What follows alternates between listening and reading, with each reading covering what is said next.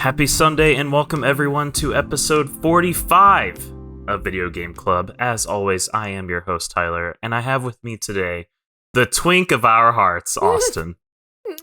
Hello. And the wonderful lore master herself, Mox.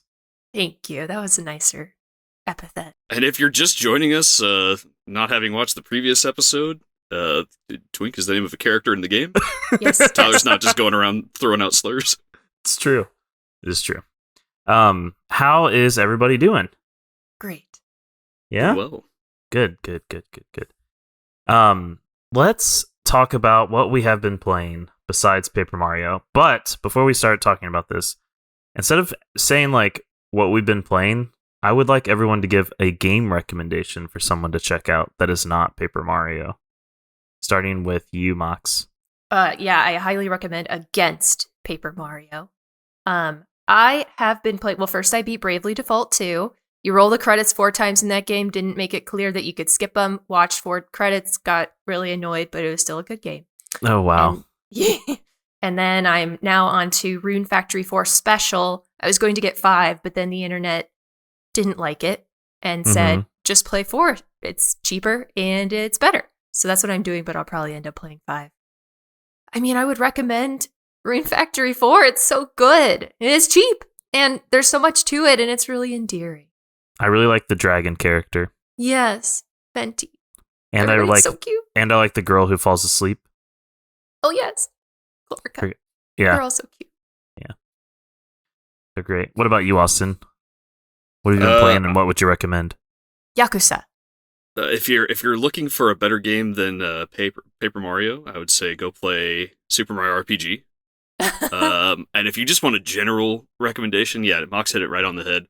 Go play Yakuza 0 if you haven't yet, because oh my god, what a series!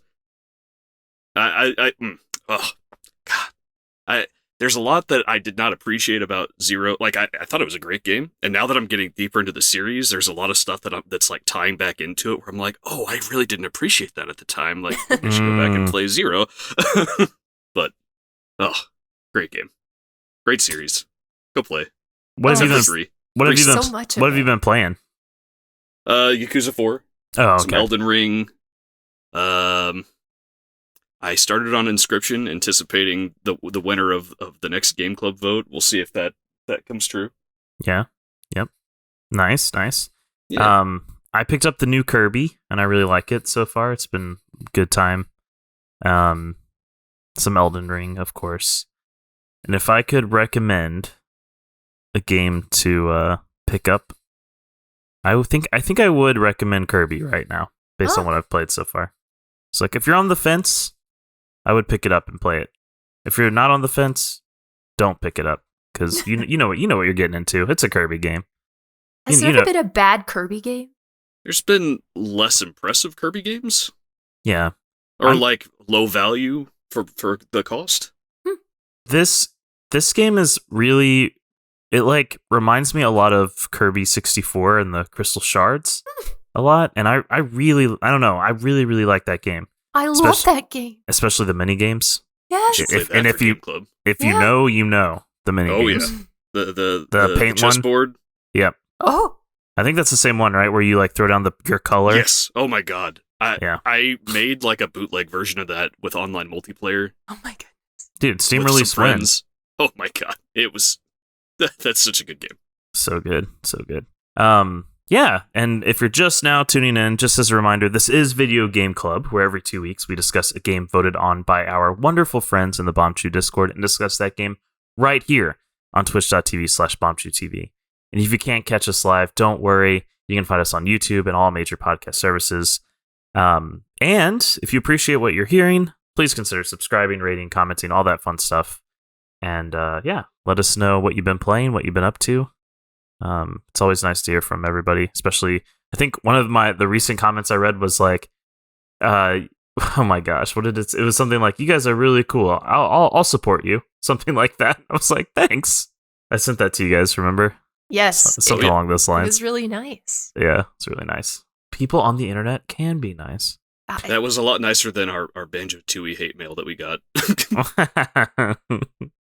Which I stand by. I stand by all of our opinions on Banjo-Tooie. Oh yeah, Hectic. same. Go back and play it. It's what gosh. Banjo-Kazooie is good still, at least. Is it? Oh, I haven't played it. you, huh? Yeah.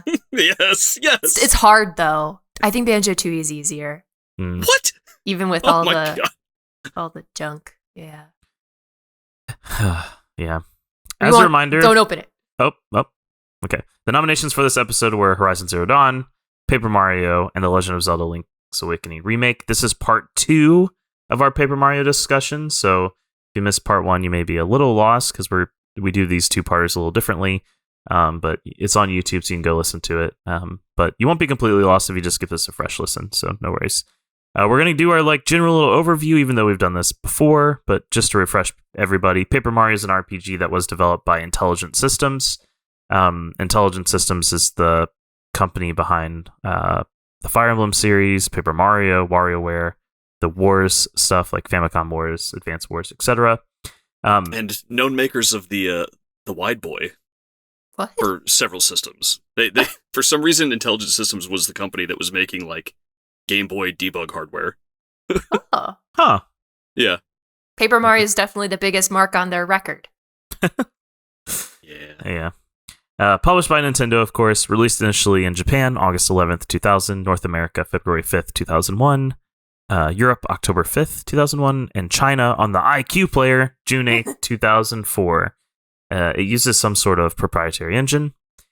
And if you're curious what was going on in 2001 in gaming, we had the GameCube and Xbox being released, and we touched on this before, but Final Fantasy X, Gran Turismo 3, Grand Theft Auto 3, Halo, Metal Gear Solid 2, Advance Wars, Golden Sun, Sonic Adventure 2, and many, many others. It was a good year for gaming. Some would consider it one of the best years.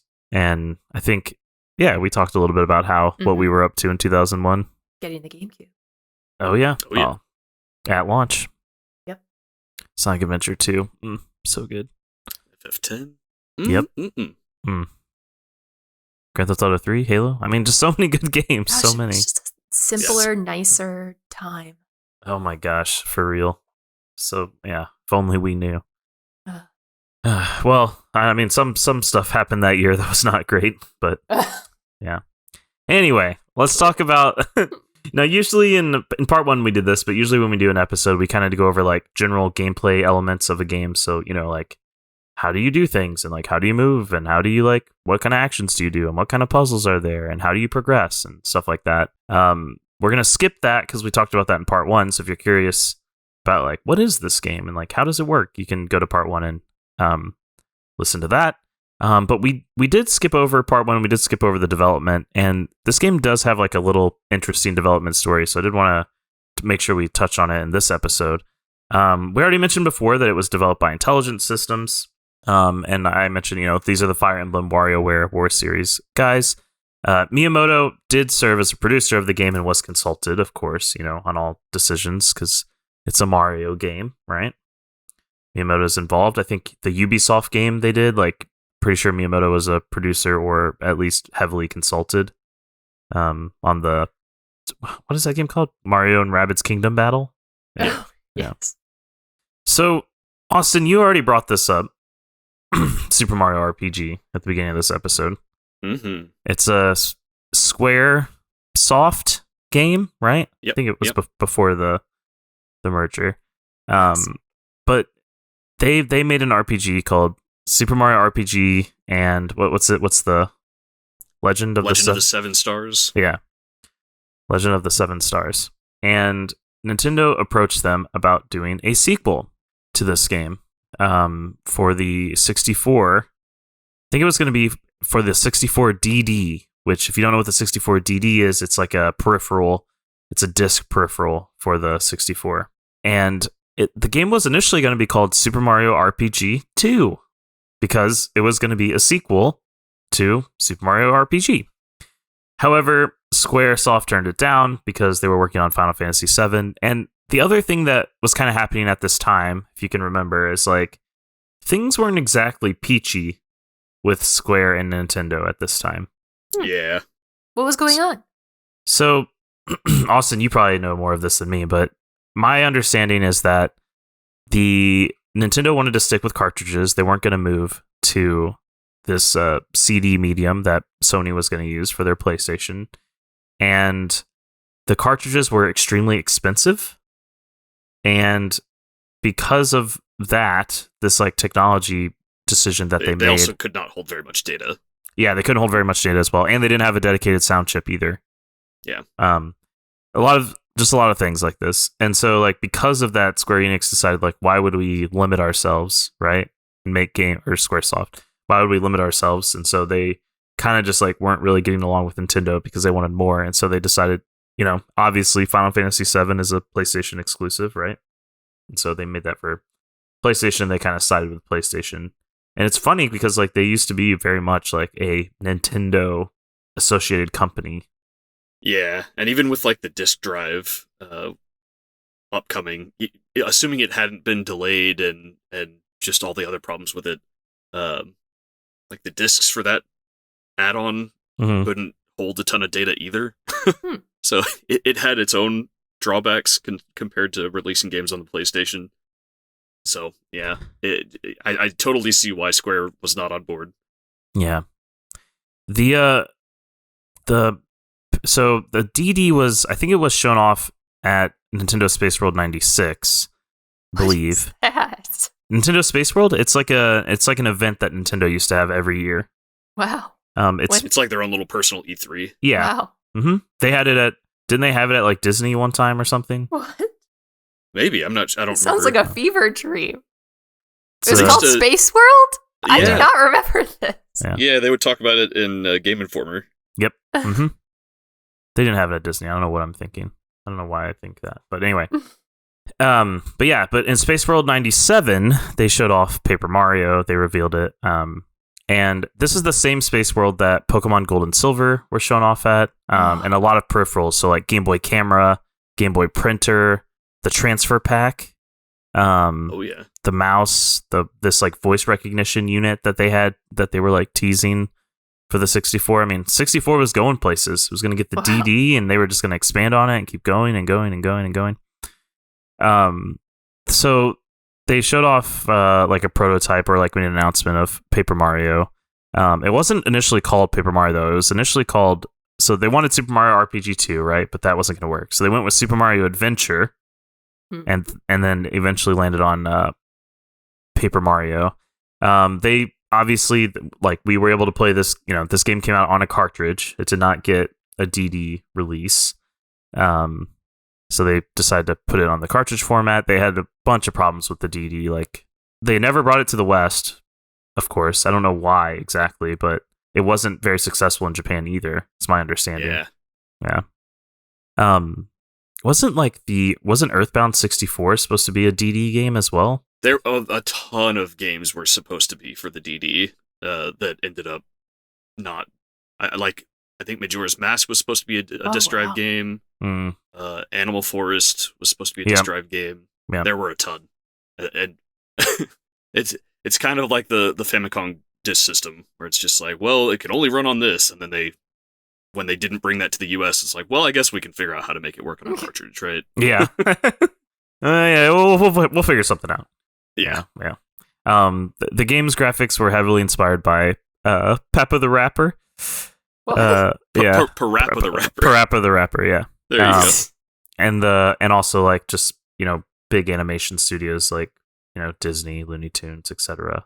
Like they were very much going for this like cartoon looking cell animation style. Is it explained why everything is paper except for the environment?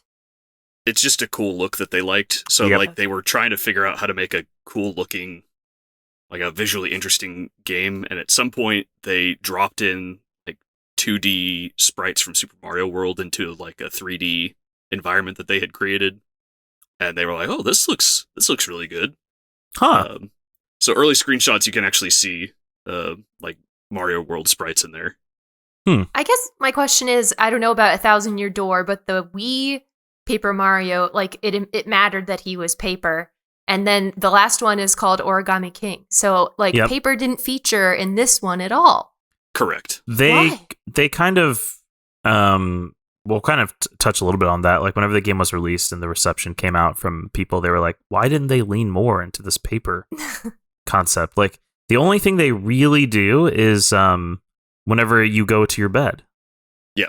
Yes. That's kind of it, really. Well, and there's one star that's like hiding, like a little baby star. And someone asks you to find it. And it's because he's hiding in, he's 2D. So he's hiding with his thin edge towards the camera. That's it. Yeah. So they didn't really lean into it that much. But I think like Austin mentioned, I think it's just because they like the style, like the art style. Yeah. But then you go name the whole game after it. And it's like, Right. okay. Austin, you seem to know a lot about the development of this game. Do you want to add anything?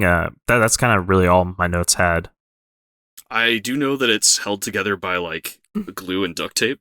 There's a guy, I think I talked about this last time. There's a guy on YouTube who just kind of goes and explores lots of interesting quirks about the game that were just kind of mishandled in coding. There's lots of different ways to crash the game. And it's got notorious problems on different emulation platforms. A lot of them have been resolved by now, but it's always had lots of quirks to it. Well, even on the Switch, I can see through the cracks around doors what's inside the house before I open it. That's so weird to me. I assumed it wouldn't even be there, but nope. What kind of like performance issues did you guys run into? Were there some or not really, or like were there some slowdowns? I swear that the Switch version is mistimed. Or there's a delay or something. I don't know. It's like so impossible to do all of the action, whatever things. The timing stuff. And it's like I'll look at the prompt. Some of them have prompts, most of them don't. When I do the prompts on the screen, I press it in sync with it, and it doesn't work. I don't know. Are you referring to the shield one too, where it's like, all right, press the buttons, like press A on this timing. It's like bam, bam, bam, like the. You know what I'm talking about? Yeah, but that one doesn't have a prompt. That one's just like defend yourself as soon as the attack hits you, which is hard for me even. But it felt willy-nilly. Yeah. Yeah, the prompts are not good in this one. Like it's not very good at showing you what the window is for. Let me ask you this, Austin, because you've played Super Mario RPG, right? Mm-hmm. Do you feel like the timing is better? And I know, like, you emulated it through Virtual Console, right? Like, I'm pretty sure that's just an emulator, right? Yeah, I played it through the Wii U Virtual Console. And Mox did emulation on Switch, and I emulated it on my computer. I had also played it on N64 a long time ago, and I don't remember. I'll give you an example. Yeah. In both games, there's a jump that you can get that you can, as long as you time it correctly, you will jump infinitely on enemies. And this one, they change it so that if you're fighting a boss, there's a cap on how many times you can jump. But if you're fighting a regular enemy... Wait, that was a change from the 64 version? Oh, you mean in Super Mario RPG? That's a change from Super Mario RPG. In RPG, you can just do it forever. There's like an item you can get if you do it 100 times in a row without breaking. Whoa.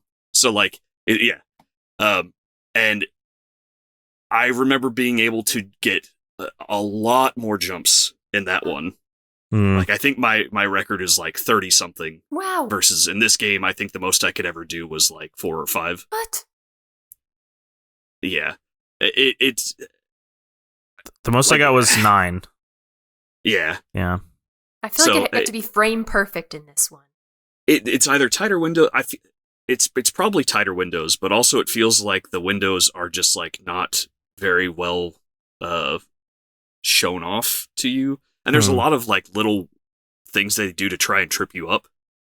Like enemies will run at you and then stop and then be like, oh, now I'm going to attack. But even if you press it like right when they're hitting you or like right before, it feels like it doesn't really connect.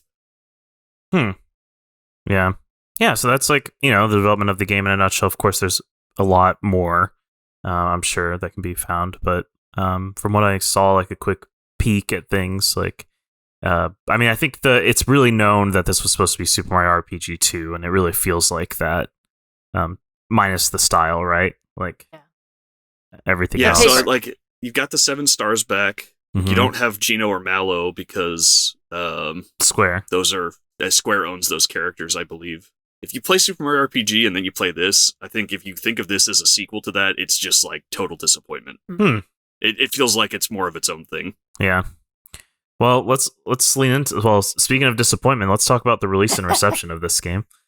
This game was actually highly received when it first came out. Top selling game in Japan in week 1, selling more than 276,000 What do they know? copies. It was good at the time, especially for N64, which had like no RPGs. A lot of things that people liked was that they felt like it was a great intro to RPGs in general. They thought the battle system was a bit was strategic, that it had some really funny like side quests. They really liked the visuals, the music, and that you get to control Peach. That was a very cool little thing. Some of the things that people didn't like was that the puzzles were just brain dead easy. Some of the bosses were way too simple. They didn't leverage the paper theme. Some of the enemies were kind of generic. Some of the visuals were like off, which like Moxie kind of talked about that a little bit. And then people thought that the game would have been a lot better if it had voice acting in it. I don't don't know agree. about that. Yeah, I also don't. I don't know how I feel about that either. But yeah, I mean, it was received really well at the time, like 8s and 9s, you know, people really liked it. And I think like Austin said, like, what are you going to play? Quest 64? Right? Like your options are pretty... It's between like that and Ogre Battle, right? Yeah. So if you got a 64, like, and you want an RPG, this is it. This also came out really late, right? Like the GameCube launch. It was like a few months before the GameCube launch, yeah. Yeah. That's also... Can you imagine... Okay, I didn't at the time, but I don't know if you did, Austin, but you have this GameCube and you're like, oh yes, I got this new thing. I can play these new games. It looks good. It plays, good, blah, blah, blah, blah. But then you also are like, all right, break out the 64 for Paper Mario. It just... I did do that. Wow. Yeah. How did... For a long time, I kept like all my systems hooked up. Like I was still doing Super Nintendo as well at that point. It was just like, these are the games that I have, right? Because like it's until you've really like gone through all of them, it's hard to like I still play my Wii U. Yeah. I'm trying to work through all my games on there so I can just retire it and be like, okay, I'm done. But back then I would like replay games. Like I would just be like, I'm gonna play Star Fox again today. Well, to be fair, Star Fox, I had unlimited time. Star Fox is like 2 hours long, right? Yeah, whether you're playing N64 or Super Nintendo, those are short games, right? But yeah. All right, I'm gonna put the spoilers tag on, but if you're watching part 2, you probably beat the game. Like, why did you come this far? But I'm gonna throw it on. Or you got far enough in that you knew you weren't gonna finish it. Yeah, but I'm gonna throw it on anyway for someone who wants to check it out at a later time.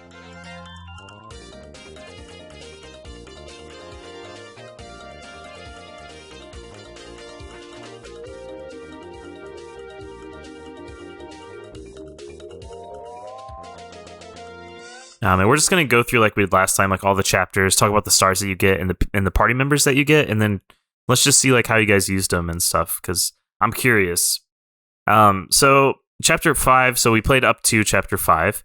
The next area that we need to go to is called Lava Island. In order to get there, you have to take a whale who's docked at Toad Town. You have to like go inside his mouth and like help him out and fight some like little baddie that's bothering him. A fuzzy, yeah. I thought he would be our next party member because he looks different from regular fuzzies, but no. No. You take it to Lava Island. There's a village there of Yoshis, and you meet your 7th party member, Sushi, who's a cheap, and Sushi allows you to swim at certain parts of the water, not all parts. You can't just like jump in and swim in. There has to be a little dock there. Pier. Or a little pier. And Sushi also has water moves, which is really good against the fire enemies that you're about to fight. That lasts for all of one level. Yeah, one level, yeah. Did you guys use Sushi regularly outside of this chapter? I actually did, because she had flop, which was like, the jump.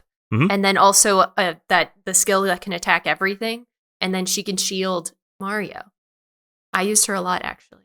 Wow. Yeah, if you're in for a long battle, the shield is nice to have. Yeah, I used her shield in the boss at the end with Bowser, but that was about it for me. What about you, Austin? No. No. Not a whole lot. Yeah. You save the you beat this lava piranha that's in there. It's a boss, and it was okay. And then you save the 5th star, which is Miss Star, and she can give you a smooch for 20 HP.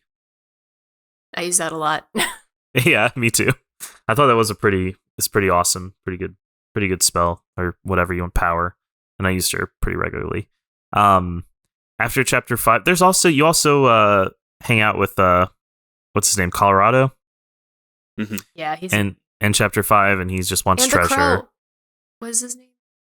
Oh yeah, is it like Raphael or Alphonse or something like that? Something like that. Yeah, that's how you get to the place, the temple that you need to go to, right? And he lets you upgrade your party members a second time. Oh yeah, that's right. You get which is a big. I forgot about that. A big problem. It's a big problem because then you start upgrading your other people, and you get a new person in the next chapter, and it's like, wow, this guy is worthless until I upgrade him. Yeah, and it's supposed to be exciting when you get a new party member. Chapter 6. After chapter 5, you there's of course you play as Peach, just like between every other chapter, and Peach goes on a quiz show. And did you guys do good on the quiz show? Yes, Me too. I got 100%. Initially, I was like, man, they're asking about stuff that's like hasn't happened in the story yet. This is kind of messed up, but like I remember it because I played it. And then as I was going in, I was like, they're telling you how to get to the next area. That's actually really smart. Yeah. Like, this is good. Yeah, that was a really cool idea, I thought, that they had. Yeah. If once you win the quiz show, you get this parasol, which allows you to change into other characters, and Peach uses that to kind of sneak around the castle. Did you guys the next one? Right. Not this one. Right. Did you guys explore the castle much in chapter 7, like after chapter 6 with Peach? With the parasol, yes, I went to every area. Really? Okay. I didn't, and I'm curious. Was there some power-ups or special badges that you got that really helped? I think there's 3 badges, and I don't believe I used any of them. So they weren't that significant, I guess. Okay. Anyway, moving on. So chapter 6, you go back to Toad Town, and this is when I don't like chapter 6, and so I'll start. So okay, let me collect my thoughts here. So the first thing that you have to do is you have to find these seeds from these I forget what the people are called, bulbs. You have to find, they give you a seed, and you plant this seed in this circle, and this door appears once you get all the seeds. I had all but okay. I had all but one. Did you have them or not? I had all but one, and I was like, I have no idea where this seed is. And I went to the fortune teller person who will kind of tell you what to do. And they were like, oh, you need seeds. You should try looking in these areas. And it's 4 areas. And I'm like, I am not going to backtrack and go to every area trying to find one seed. So I looked it up. I was like, how do I get the purple flower seed? And they were like, oh, it's in this region. And then I went to that region. I found it instantly. But oh my goodness, first of all, I was not happy about that. Then you go to the flower fields, which has cool music. It looks cool, I think. But the way that you go through it to do all the things is so. I thought they couldn't get worse than the toy box level, but they really outdid themselves. It's backtracking it's for no reason. It's so much backtracking, and of course the enemies are there every time, and of course they're just a little just annoying enough to where it's just frustrating. And it was so awful. It was so bad. I just want to tack on real quick on the bulbs.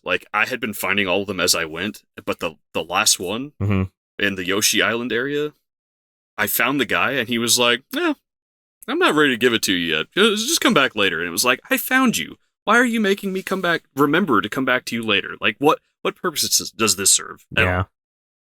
That one I left the area and went right back and got it because I was like, I'm not gonna forget about you. You're getting all checked off the list, buddy. Well, and he gave it away. He gave it to Colorado. You had to go and get the chest. But it's why are we doing that? Like, let's. Yeah. Come on. But I resolved that as soon as possible. So in chapter 6, you get Lackey Lester, right? Mm-hmm. Yep. Spike. Spike, also known as Spike. Who's pretty lackluster. Well, I like that. At least when you get him. I like that he allows you to move really fast on the overworld. Oh, you didn't get the spin badge, did you? No, I didn't the whole time. So I do like that he lets you like kind of zip around. That was kind of cool. But besides that, I thought he was kind of useless. What? I used him. I used both of the level up. I used both of the level up things that were available. I think they're called super blocks that were available in that level for him. I saw them and I was like, I know I'm getting someone here. So I would save him. And he was amazing. He was amazing the rest of the game because he can attack things anywhere, in the air or not. Yeah, but so can Paracarry. Yeah. I know. Once I double upgraded Paracarry, he was Paracarry all day, every day. But until then, it was lackluster. I didn't use Paracarry that much. Oh, you missed out. Did I? Yeah. All right. In chapter 6, you save the next Star Spirit, which is Clevar, because he's clever. He does this timeout move, which makes it to where like I think someone can't do an action, essentially, and sometimes it doesn't work. So that's that's fun. Any of the status effect ones just sometimes don't work. So it's really fun to waste your star power on something that might not work. Yeah. Chapter 7, you go back to Toad Town, and this is when you can explore the castle as Peach. And Mox, you already said you explored quite a bit of it. Yes. Did you feel rewarded? Was it worth it? No, I was really bad because I could see that there was a life mushroom or whatever it's called above on a ledge in the library. Yeah. And I was like, I walked everywhere and I there's no way to get it except you have to get it as Mario. Yeah. Come back later. It's like, why are you showing this to me? I don't know why they put that there. So after that, you need to go to Shiver City, which is the cold area where it's cold. And you have to... Well, the first thing that happens is like they're like, you murdered this mayor. And the way that it happens is really frustrating because you go into this house and the lady, his wife, is like, yeah, go ahead. Go. You can talk to the mayor. He's in the back. And you go in the back and then she walks in right behind you. She's like, you killed him. And it's like, lady, you were right behind me this whole time. I didn't just come in here and kill him, and you didn't hear anything. And everyone treats you like garbage. Yeah, for nothing. And the whole time I'm like, his wife killed him. Like, that's what I was thinking about the whole time. Well, then the whole thing ends up just being like, well, he actually wasn't dead, and all he this bumped was his pointless. head. He bumped his little head. We just wanted to show you what assholes everyone could be. Dude, seriously. Oh my gosh. I was like, this is so stupid. Like, why? That was real dumb. Why is this happening? There's a little backtracking here, but you before you go, to get there, you have to go through the sewers. You do. And I know that there was this blue door I couldn't open. So I was like, oh, it's probably open. I went all the way to it. Closed, locked, don't know what to do. Mm-hmm. I don't know. How do you move on in this game? I explored every other ounce of the sewers. And I had earlier, immediately after we finished our last episode, because I wanted to teleport. But then I was stuck. I had to Google it. No, you have to go and talk to that stupid Merlon whatever thing. Yeah. And then the door just magically opens. I hated that. Yeah. Also the sewers in general, like, I like that there's a fast travel system.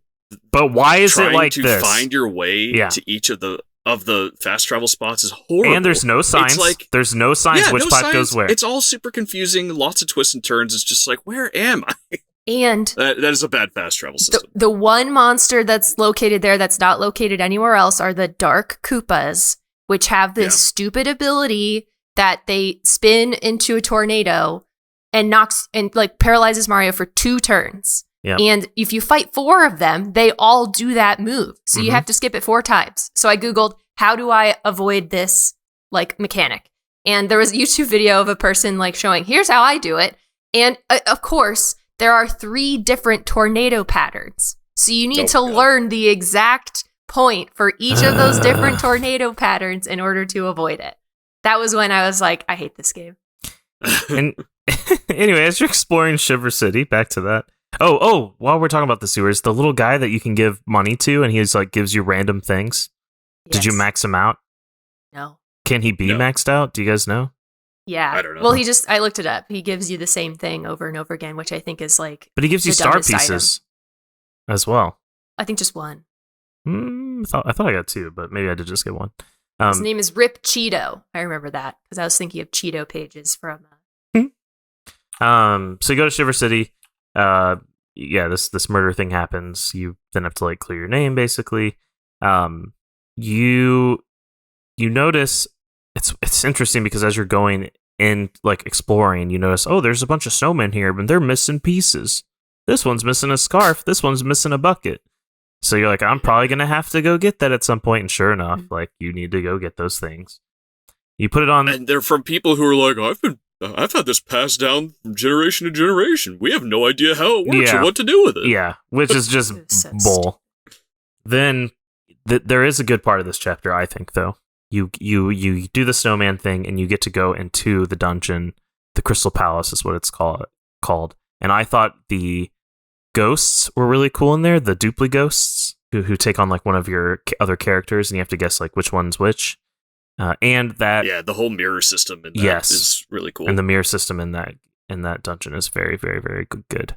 Very good. It's a good puzzle. The only good puzzle in this entire game. yeah.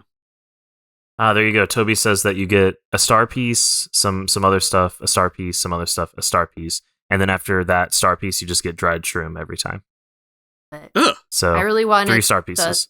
he gives you bump attack, which He does. is a thing I used a lot because if they attack you and they're like some amount of levels lower than you, then they just die. Oh, for the seventh and the seventh and final spirit that you get there is Kalmar. He turns enemies into stars, which then just like I guess run away. I never used it, but I assume it just helps you like flee battles. But I never had to use it myself. Then, anything you want to talk about chapter 7? Oh yeah. Go ahead. Go. The stupid final boss battle. What's his name? The Crystal The Ice King. King. Yeah. He's Oh, a yeah. Crystal King. He. Yeah. Oh my god, the same thing. He freezes you, Mario, for 2 turns unless you avoid this very hard to avoid like attack that isn't choreographed very well. And so that battle was fought 100% by Paracarry because Mario was frozen the entire time. Dude, Paracarry and you MVP. yeah. And the stupid king heals 20 points of health twice Yes. in that battle. Yeah. That took literally like, I don't know, maybe an hour and a half for me. Oh, I just couldn't avoid the stupid ice. And the friends can't use items or star powers. They can if you use a badge. Yeah, I didn't have it on because I didn't think I'd be Yeah. frozen the whole time. It was so dumb. It is really dumb that you have to have a badge for them to be able to use items. Yeah. I hated that is battle. quite stupid. So because of that battle, I stopped playing the game as soon as I got the last star because Okay. I was done. So you got the stars, but so you stopped. You did not go to Bowser's Castle. I was done. I don't care. Okay. So you go to shooting. Well, I'll be able to tell you what happens, Mox. Thank you. We can talk about it. So you get all the 7-star spirits. You go to Bowser's Castle. They can transport you there because they transport you to the Shooting Star Summit, and then once you're there, you like take this like special flying vehicle because it's in the air, right? The castle's been lifted up, if you remember. You take a flying vehicle into Bowser's Castle. The castle itself, which is like Peach's castle as well, kind of. It's Bowser's castle, and then Peach's castle's on top of it. Yeah. Yeah. And so whenever you go through Bowser's Castle, it's a pretty mediocre dungeon, I felt. And very long. It is very long. Ugh. I think it took me like 2 hours to go through it, or Oh my god. something like an hour. Yeah, So glad I didn't play it. it was a long time. But you climb up to the top, and of course, it's time. The time has a lot come. of the enemies there also will really punish you if you haven't like figured out exactly how to if you aren't nailing the defense mechanic. A lot of them will just like whack you several times for a ton of damage. Yes, that does happen. That is true. It can be, And there will be like a ton of them on screen at once. and something that they do in the dungeon that I guess should be shared is that you basically use every power of every character for the most part. I think you do. Yeah. I think every single one. Except for Goombario, who doesn't have a power. Hey, I didn't use him at all. He helps out sometimes. I love Goombario. Well, he knows how to. He tattles. Can talk to you. He doesn't have a power. That's his power. He Tattle. talks. He's a talking Goomba. That's his power. Yeah. So you eventually get to the roof, and you go into Peach's castle as well, and you keep climbing, and then oh my gosh, it's time to fight Bowser. During this dungeon, by the way, I should say that there's like this door who like is like, you're never gonna get past me, and then like you get past him, and then he does it again over and over, and like the third time I was just like, all right, dude, this is enough. It was funny the first time. Second time was just a little annoying. Now I don't really care about any of this. Do you ever fight Cammy Koopa, like the witch?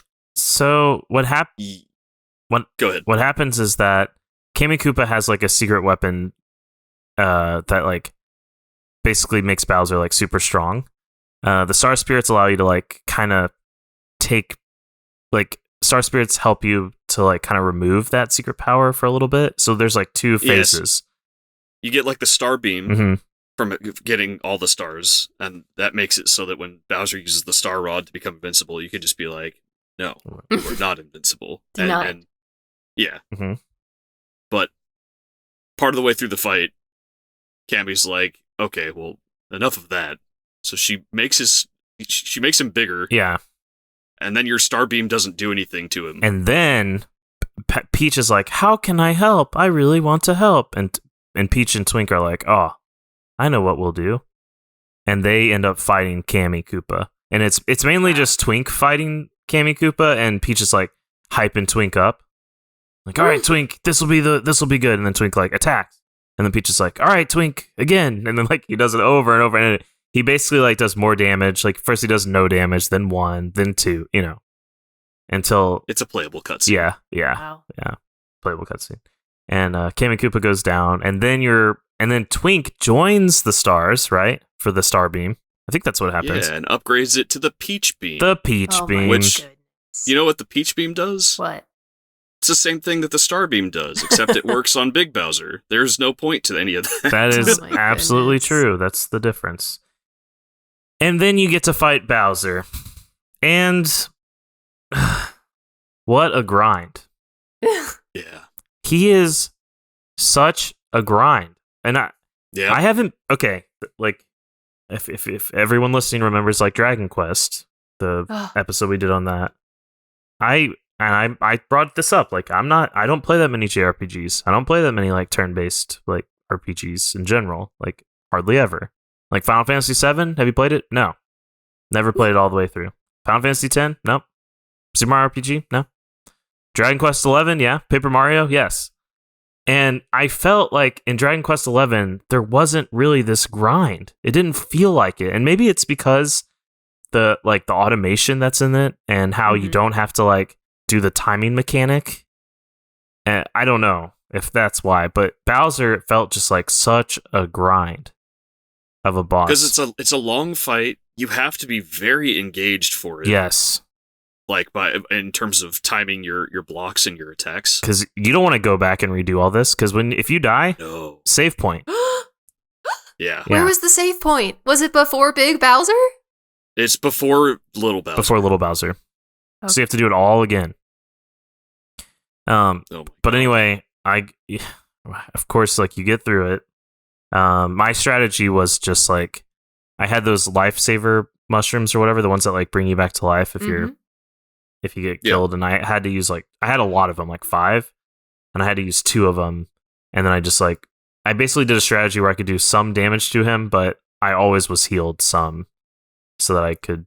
Did you go back and get Waka's lump? Mm-mm. Oh, What's that? that's classic. That item is OP. Yeah, I got like any chance that I passed by the teleport to the dry desert, I just went and whacked him. He eventually stops showing up if you hit him too many times. But man, what a strong ass item! I think it's is it 2525 or 2550? It's a lot. I think it's 25. Whatever it is. Well, Bowser gets defeated. Everybody's happy. There's a party. except for you, the player. Well, except for the player, yeah. There's a celebration that happens, and you watch some fireworks.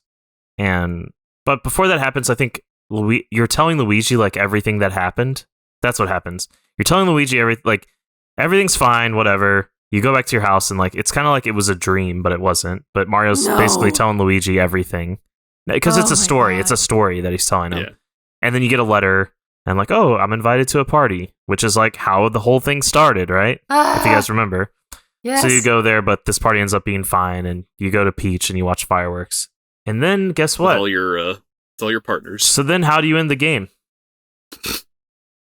How do you get off the do you get off the fireworks? How do you get off the credits? You turn it off. I don't think you do. You turn it off. That's the way. Where's the save? No. This was the old Super Nintendo N64 trope. Hey, you finished the game? We're just going to stick you on the end screen until you turn the system Oh off. my god. Yeah. I left my system on.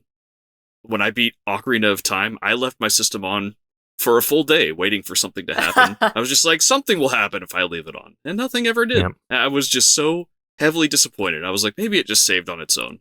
Turn it off, turn it on, and it's like, well, you're right before the Ganon fight. It's like, oh my god, I can't believe this. Like I can't talk to anybody about all the cool stuff I just did.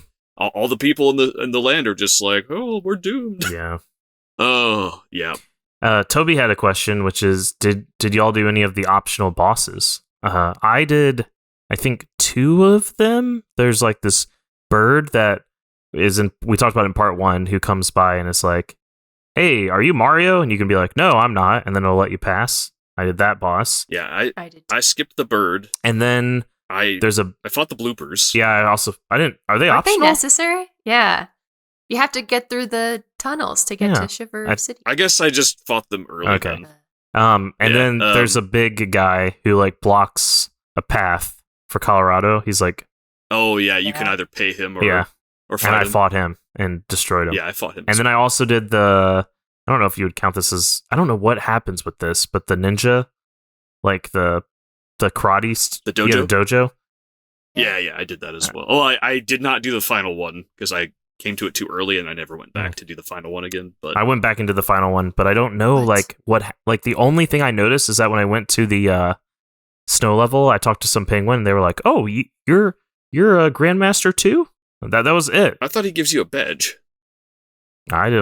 Maybe he did, and maybe I just didn't use it because it was not worth or something. It wasn't significant enough for me to remember now. I'll tell you that. Oh, there you go. Okay, Toby says the diploma basically just changes the dialogue for like 3 characters. Excellent. Great. Fun. Gameplay. All right, now turning off spoilers tag.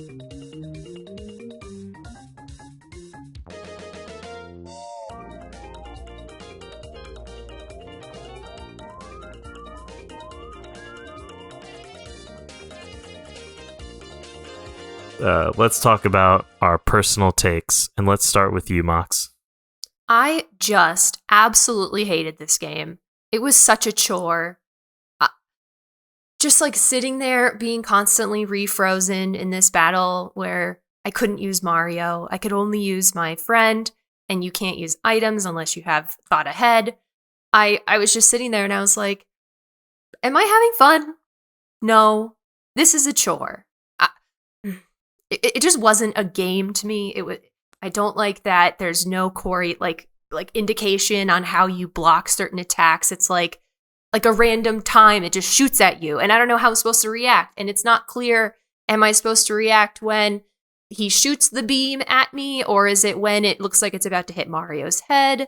And I feel like I'll press it either time and neither reacts the way I need it to. And I don't know. I guess I'm just bad at this game. But Aww. I feel like there should be like a not frame perfect like option that I could say, hey, could I have like 5 frames to press the button so that I don't die all the time? And there was no such option.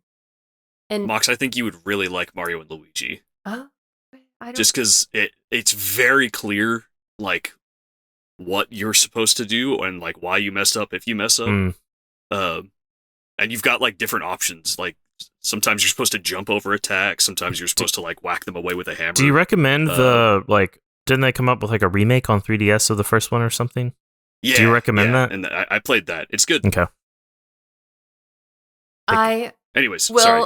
I didn't mean think to interrupt. about it, but if it's anything Just in terms of that piece that is absurd, because I agree with you, and I think that's just way that is way better done in Mario and Luigi. I guess that's good. I don't know. I just like there was no time that I was like I'm enjoying this game, and that's sad. I was like looking forward to finishing it so that I could move on to other games.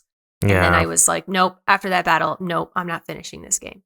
I liked the Peach sections, but it still is kind of like a little objectifying women because it's just Bowser finding you and then being like, all right, let's do this. And it's like, what does he want to do? I don't really know. And Peach is just powerless, which is okay, I guess. That's why how she is. She's one of your best characters in Super Mario RPG. That's why the That's why the story in Odyssey is so good, I think. Yeah. They finally give Peach like a legit good story, in my opinion. And they also say what Bowser wants to do. Yeah. I don't know. Okay. I liked the little characters. There was a lot of flavor in the game. I liked like mixing items to make better items. I did that constantly. I probably spent I think I spent 19 hours in this game. I probably spent 2 of those hours just going around places collecting items and then watching her make food for me so that I could have it. I didn't mind it, I guess. I don't know. I liked the Boo. There was just so little to like in this game, and it wasn't fun. Give us a number, girl. I know. I can't even think of one. There's a stupid meme that's like, I can't give you a 0, so I give you a 1. But I think I'll give it a 3. A 3 out of 10. Yeah. All right. That's okay. It's just your opinion. It's all good. Austin? So, I do remember liking this when I played it on the N64. But it was never a game that I ever wanted to play again. And I definitely was not excited to play it again for Game Club. Playing through it again pretty much matched. I was like, let me just, maybe it'll delight me in some way. And it wasn't as bad for the first half as I was kind of feeling like it would be. This second half, oh my god. The only level that I like stuck out of my memory, I was like, what's after the toy box? I was like, I know there's the place in the clouds, like the flower fields, and then it's Bowser after that, right? Like, what other levels are there? The other 2 levels in this half were just very unremarkable. They didn't stick out in my memory, at least. I don't like, we talked about this earlier, your partner can't use items, can't really like customize your partner at all. All the customization that you want to do is through badges, and I don't really like the badge system. Like, it's unique, it's interesting, I don't enjoy it. And it makes level ups feel insignificant to me, which sucks because the levels don't come very easily, and for them to not feel like a big upgrade or reward just made it was every battle that I entered was just like I tried to avoid them as much as I could, and if I entered a battle it was just like, oh god, now I have to play the core part of the game. which is not fun. It's so hard to run from battles too because they take away your coins and then all the monsters are still everywhere. Yeah, and they immediately start dashing for you, right? Yeah. Man. Yeah, that drove me crazy. A lot of the partners become like irrelevant, and some of them become more relevant later. But like by the end, you've got your select few that you use for everything. I've got this situation, this situation, and this situation, and I have the partners set up for that. Mm-hmm. I wish that you had gear. I wish level ups gave you stats. I wish that you could customize your partners. I wish they could use items.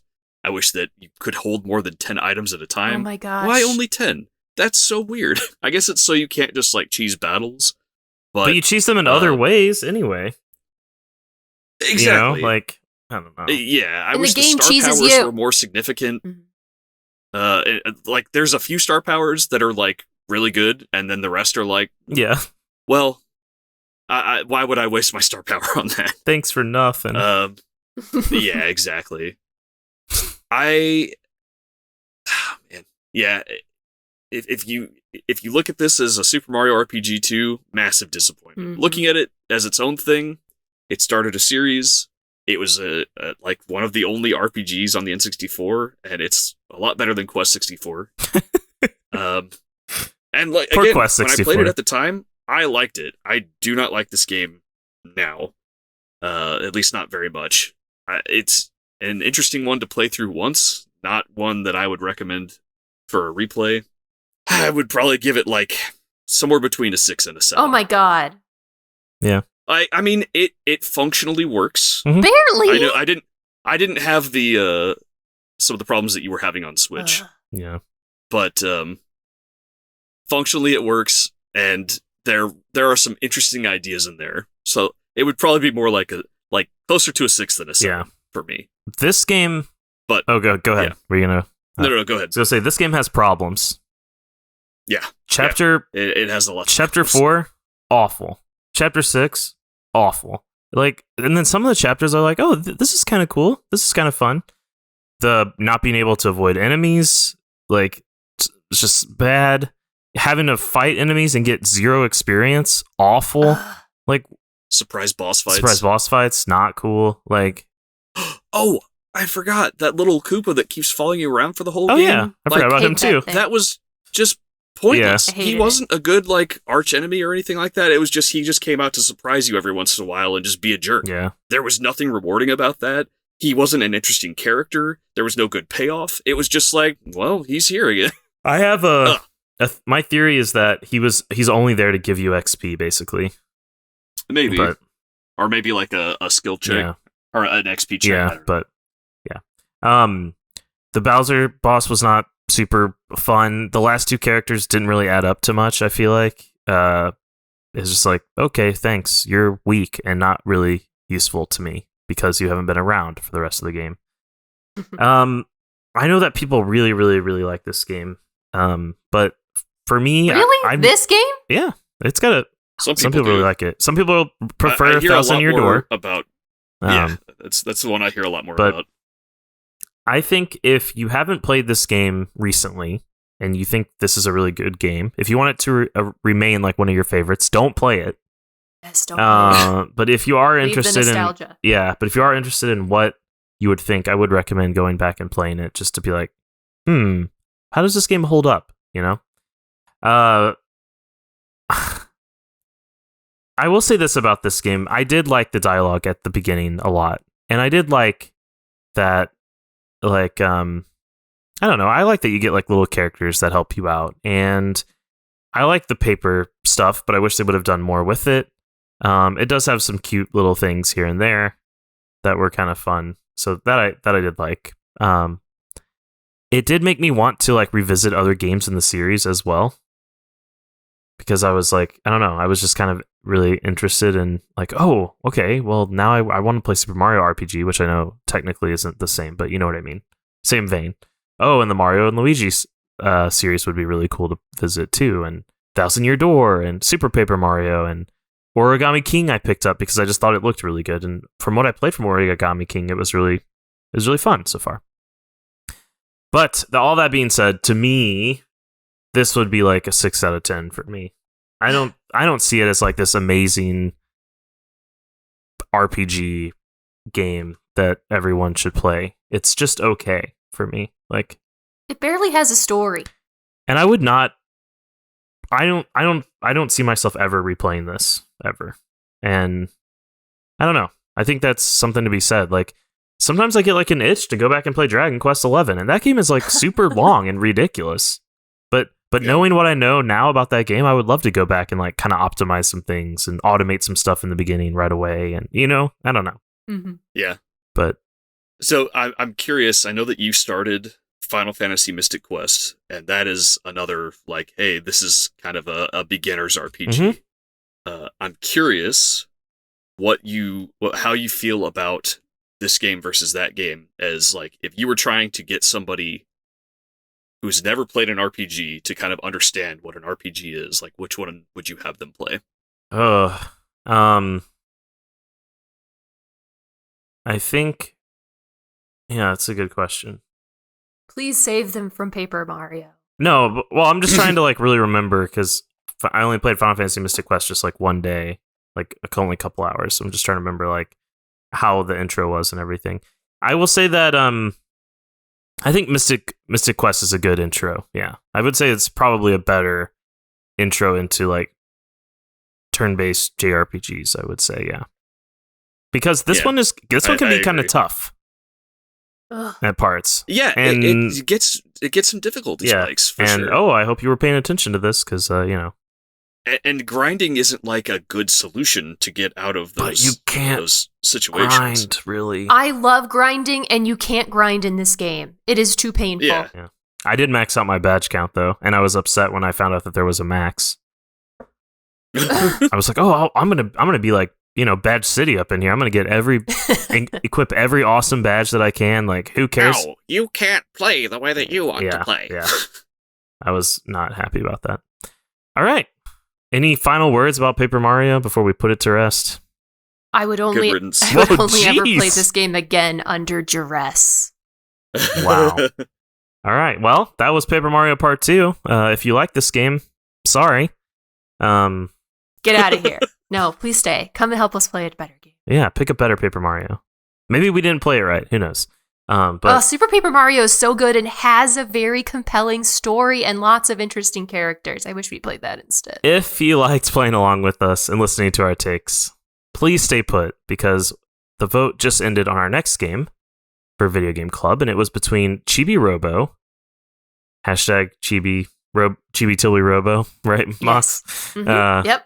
Inscription and Amori, and it looks like it will be Inscription. Yay! Thank you everyone who voted for just in general, but also everyone who voted for Inscription because I'm really looking forward to playing that. I want to play Omori 2 and Chibi Robo. Can I put both of those in my next vote? Yeah, why not? Ain't no rules. Thank you though, seriously, everyone for listening. Or watching, or however you're ingesting this content. Thank you so much. And thank you for voting, playing along with us. Even if you just, play along, really appreciate that. And yeah, and everyone just join us along this ride. It's kind of crazy that we're on episode 45 already. Again, just as a reminder, you can catch us on twitch.tv/BombchuTV every 2 weeks at 2 Eastern. And our next stream is going to be on April 10th. And if you can't make the live session, again, don't worry. You can find it up on YouTube and all major podcast services. Austin, thank you so much for joining us. Thanks for having me. Of course. And Mox, thank you. Thank you. Come join our Discord. Come chat with us. Yeah, come chat with us. I'm Tyler. This was Video Game Club, episode 45. Wow. Part 2 of Paper Mario. And we're out.